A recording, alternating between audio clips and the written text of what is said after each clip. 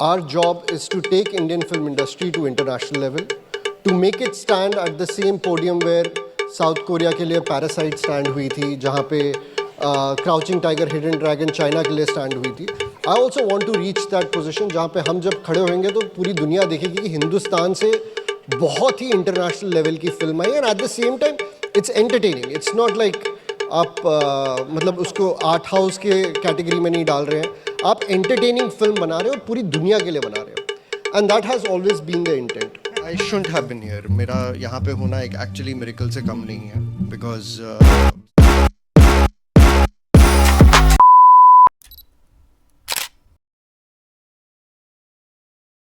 आज Indian cinema में बहुत लोग फिल्में बना रहे हैं, लेकिन बहुत कम लोग हैं जो एक्चुअली समझ रहे हैं कि ऑडियंस फिल्म देख कैसे रही है, और आदित्य धर उनमें से एक है. अगर तुम ध्यान से देखो तो वो सिर्फ फिल्म्स नहीं बना रहे, वो उन्हें एक स्पेसिफिक तरीके से डिजाइन कर रहे हैं. फिल्म देखते वक्त एक सिंपल चीज होती है, या तो तुम इन्वॉल्व हो या तुम डिस्कनेक्ट हो जाते हो. बीच का जोन ज्यादा देर सस्टेन नहीं होता.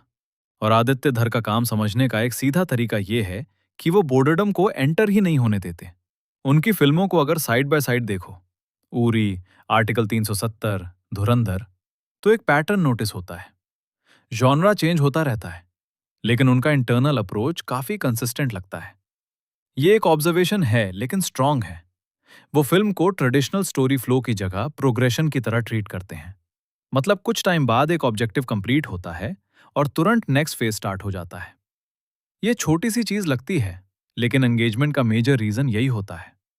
इंडियन फिल्म्स का टिपिकल स्ट्रक्चर सिंपल होता है: सेटअप, इंटरवल, फिर मिडिल और एंड में क्लाइमैक्स. काफी बार इंटरवल के बाद एनर्जी ड्रॉप हो जाती है. धर के काम में ये ड्रॉप कम फील होता है, क्योंकि उनकी फिल्में रुकती नहीं, वो बस डायरेक्शन शिफ्ट करती हैं. उरी इसका क्लियर एग्जाम्पल है. 100 किलोमीटर दूर जम्मू कश्मीर के उरी में आत्मघाती हमला हुआ है. On the early hours of 18 September 2016, a group of heavily armed terrorists targeted the rare administrative base of a unit in Uri, Kashmir. Film एक लीनियर इमोशनल ग्राफ फॉलो नहीं करती, वो फेजेस में मूव करती है. Situation, attack, reaction, planning, execution. हर phase का अपना ऑब्जेक्टिव है, और जब वो कंप्लीट होता है तुम्हें फोर्स ट्रांजिशन फील नहीं होता. फ्लो कंटिन्यू रहता है. इसी वजह से फिल्म फास्ट भी नहीं लगती और स्लो भी नहीं. एक कंट्रोल्ड पेस फील होता है, और ये कंट्रोल एडिटिंग से ज्यादा राइटिंग से आता है. ये भी उनके इंटरव्यूज से क्लियर होता है कि वो स्क्रिप्ट को सबसे इंपॉर्टेंट मानते हैं. लॉस्ट केस मैम, जब तक ये स्पेशल स्टेटस है हम उन्हें हाथ भी नहीं लगा सकते, और वो लोग हमें आर्टिकल 370 को हाथ लगाने नहीं देंगे. अब आर्टिकल 370 पे एक इंपॉर्टेंट क्लैरिफिकेशन. ये फिल्म आदित्य धर ने डायरेक्ट नहीं की है, डायरेक्ट की है आदित्य सुहास जमले ने. धर इसमें राइटर और प्रोड्यूसर थे, और स्टोरी डेवलपमेंट का पार्ट थे. ये डिटेल इंपॉर्टेंट है, क्योंकि यहां से उनका रोल क्लियर होता है. वो सिर्फ डायरेक्टर नहीं, नैरेटिव डिजाइन में भी डीपली इन्वॉल्व रहते हैं. आर्टिकल 370 का सब्जेक्ट पॉलिसी और पॉलिटिकल प्रोसेस से रिलेटेड है, जो जनरली स्क्रीन पे हैवी लगता है, लेकिन यहां एक नोटिसेबल अप्रोच यूज होती है. फिल्म इंफॉर्मेशन को सिंपल ब्लॉक्स में तोड़ देती है. हर डिसीजन एक ऑब्जेक्टिव जैसा फील होता है. सॉल्व करो, आगे बढ़ो. इससे ऑडियंस को ओवरवेल नहीं होता, और वो फ्लो में रहता है. आपकी आंखों के सामने एक बच्चा हो जाएगा गुल, छूमंतर, डिसअपियर. फिर बारामुल्ला आती है, जहां अगेन धर डायरेक्टर नहीं है, लेकिन राइटर और प्रोड्यूसर के रूप में इन्वॉल्व है. यहां टोन काफी डिफरेंट है. ये एक सुपरनैचुरल हॉरर थ्रिलर है, लेकिन उसके अंदर कश्मीर और कश्मीरी पंडित्स के ट्रॉमा की लेयर भी है.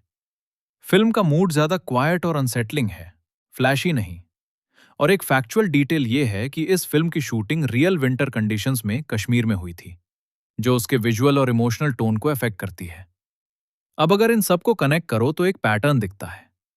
ये एक इंटरप्रिटेशन है, लेकिन लॉजिकल है. धर का फोकस नैरेटिव क्लैरिटी और एंगेजमेंट पे रहता है, चाहे जॉनरा कुछ भी हो. आओ तुम्हें बढ़िया चरस पिलाता हूं.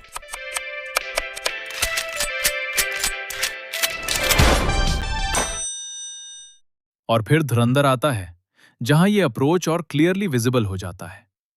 यहां स्केल बड़ा है, कैरेक्टर्स ज्यादा है, और नैरेटिव लेयर्ड है. ऐसे सेटअप में फिल्म्स अक्सर क्लटर्ड हो जाती हैं। यहां एक डिफरेंट हैंडलिंग दिखती है। स्टोरी को एक साथ पुश नहीं किया जाता, बल्कि सेगमेंट्स में हैंडल किया जाता है।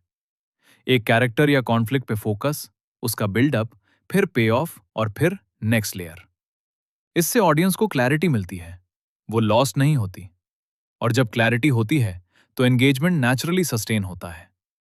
यहां एक इंटरेस्टिंग ऑब्जर्वेशन और है। जब नैरेटिव इस तरीके से मूव करता है तो ऑडियंस टाइम ट्रैक नहीं करती, वो प्रोग्रेशन फॉलो करती है। इसलिए लॉन्गर रन टाइम भी हैवी फील नहीं होता। और एक और चीज, टोन। उनकी फिल्म्स जनरली ओवर ड्रामेटिक या ओवरली लाउड नहीं होती। कैरेक्टर्स अननेसेसरी एक्सप्लेन नहीं करते। एक्शंस और डिसीजंस नैरेटिव को ड्राइव करते हैं। पीएम पोर्ट्रेयल भी इसी अप्रोच का पार्ट लगता है। ना ओवर ग्लोरीफाइड, ना ड्रामेटिक। एक फंक्शनल स्पेस जहां डिसीजंस लिए जा रहे हैं। ये ग्राउंडेड टोन ओवरऑल फिल्म को कंसिस्टेंट रखता है। अब अगर ओवरऑल देखो तो आदित्य धर का फोकस क्लियर लगता है। वो स्टोरी टेलिंग को एंगेजिंग और स्ट्रक्चर्ड बनाना चाहते हैं, बिना अननेसेसरी कॉम्प्लेक्सिटी या नॉइस के। वो ऑडियंस को अंडर एस्टिमेट नहीं करते, लेकिन उन्हें ओवरलोड भी नहीं करते। ये सब ऑब्जर्वेशंस हैं, लेकिन कंसिस्टेंट हैं अक्रॉस हिज वर्क। इसलिए उनकी फिल्म सिर्फ चलती नहीं, वो डिस्कस होती हैं। अग्री करो या डिसअग्री, इग्नोर करना मुश्किल होता है। तो अगर तुम ओवरऑल देखो, आदित्य धर कोई परफेक्ट फिल्म मेकर नहीं है। कभी वो सिंप्लीफाई ज्यादा कर देते हैं, लेकिन एक चीज कंसिस्टेंट है, वो फिल्म को सीरियसली लेते हैं as a craft, as a system. यहां पे हम फिल्म्स को फ्रेम बाय फ्रेम डिकोड करते हैं, क्योंकि असली स्टोरी स्क्रीन पे नहीं, स्ट्रक्चर में होती है। और अगर तुम्हें इसी तरह के ब्रेकडाउन्स देखने हैं तो डिकोडिंग डायरेक्टर्स सीरीज फॉलो कर सकते हो। आगे और भी फिल्म मेकर्स आएंगे, इंडिया से भी और बाहर से भी, और हम देखते रहेंगे कि सिनेमा एक्चुअली काम कैसे करता है। There's a gangster, worse he don't speak, but the danger will tame ya. Shit when you eat, little bitch, say your prayers. Call him the gangster, don't slander the stranger. अगर तुम लोगों के पटाखे खत्म हो गए तो मैं धमाका शुरू करूं। Baby, you know what I wanna bet. ये नया हिंदुस्तान है, ये घर में घुसेगा भी और मारेगा भी।